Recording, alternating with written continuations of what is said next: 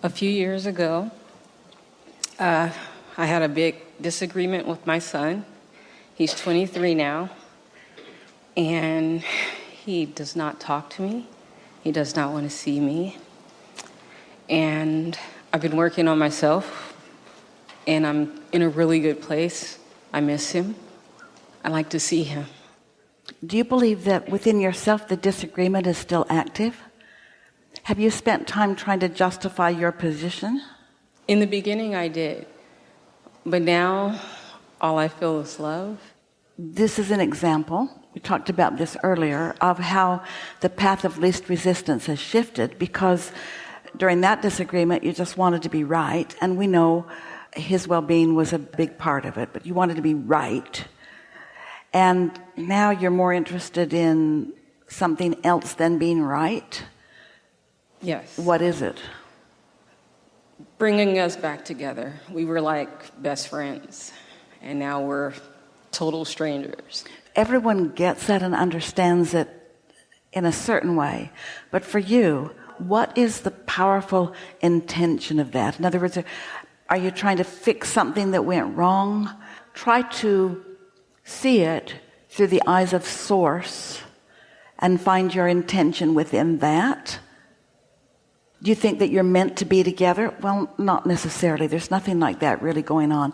Do you think that you want to acknowledge that you've had a growth experience through it? Well, yes, maybe, but everything is like that. So rather than trying to make it some strong, philosophical, important life event, what is it about that would help you to just step into the shade? In other words, just simply, why do you want that? Why do you want that? Because this is an object of my attention that I want to bring me pleasure, but it currently isn't. So you're not finding easy existing matches. You're trying to reach outside of the discomfort that you're feeling to make it better. Does that make sense? And in every way, and everyone understands it for sure, it's like this is a conditional thing. If I could get that to happen, then I would feel better, and I want to feel better, so I want that to happen. But if you can step apart from any of that, step apart from what hasn't been happening for these years, and just think as purely as you can what it is about this relationship that your inner being already has and that you want with your son. What is that? Want to watch him thrive. Want to watch life touch him and his desires to expand. Want to be in on the deliciousness of the unfolding of all of that. It isn't about proving a point, and it isn't about forgiveness on either part. It isn't about forgiveness because neither one of your inner beings ever did anything that forgiveness recovers from. That's an important thing.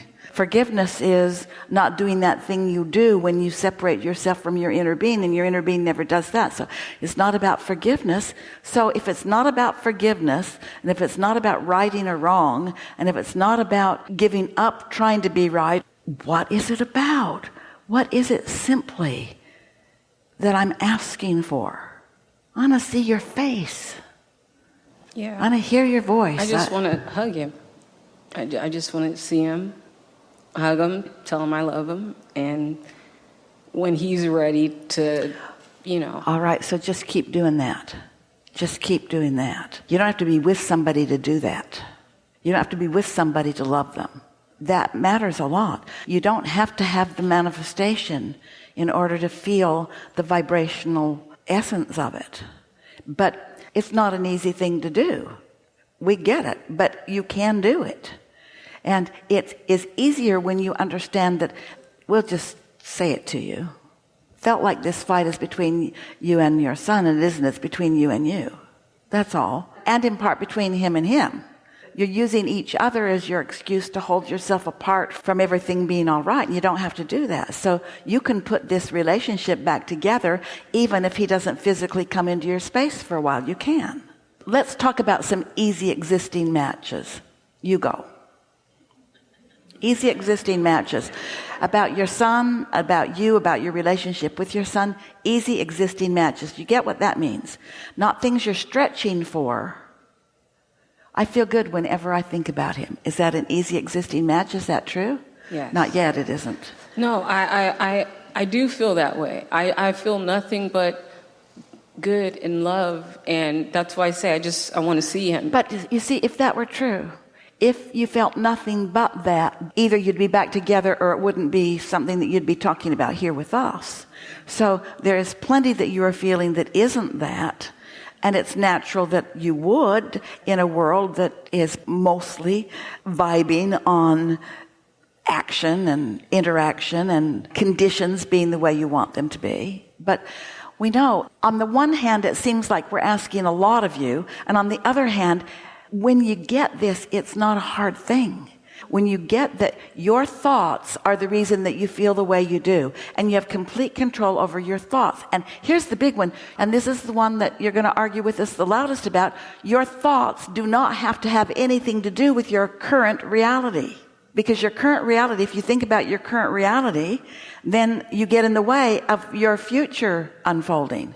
You've got to decide, what am I going to make dominant in my experience? My opinion about what is, or my intentions? We're back to that. My intentions. So what are my intentions? I want him to live happily ever after. I want him to feel good whether he's talking to me or not. I want him to discover a relationship with his inner being, whether he ever speaks to me again or not. I want him to be glad to be in his body and alive on this planet. I want him to fulfill all of the reasons that he came. I want that for him. Same for me. I want to feel good whether I ever speak to him again or not. I want to feel good.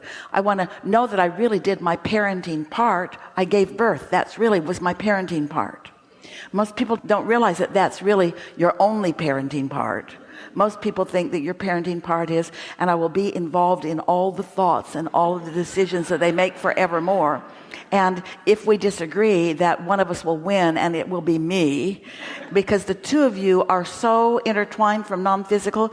You are like equal parts of the same stream of consciousness, which means you have each translated it into be really, really stubborn.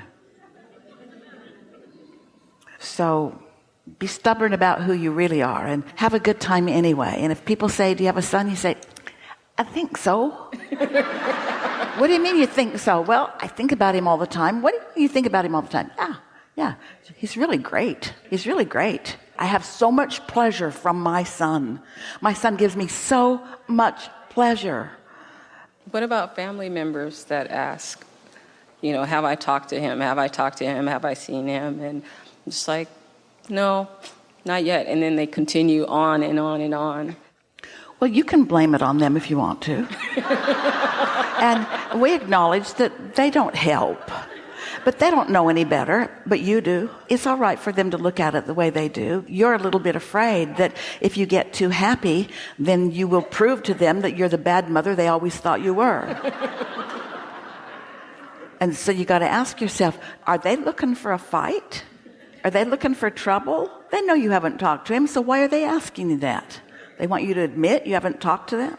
Yes, as a matter of fact, I have talked to him. I'm talking to him quite a bit these days. Really? Why didn't you tell me? I didn't think about it because I'm not talking to you. Be playful about it, but okay. You can be clear without being specific. You could say to them, things are always working out for me, and I know this is one of them, are working out. I didn't say have worked out. I say things are working out for me. And you might find pieces, things will occur to you. Like, have you ever just felt that something was about to happen and it hadn't happened yet, but you're happy because you can just feel it's about to happen? Have you ever felt something really good coming to you? Well, people that are looking for trouble will say, what? People that are looking for trouble, they don't know a good thing that's on its way. And they usually don't let the good thing that's on its way really get all the way there, because they're looking for trouble, and that's what they keep manifesting. And we're not saying this is true about all of them, but there is this physical human response to situations where people have decided that it should be just this way.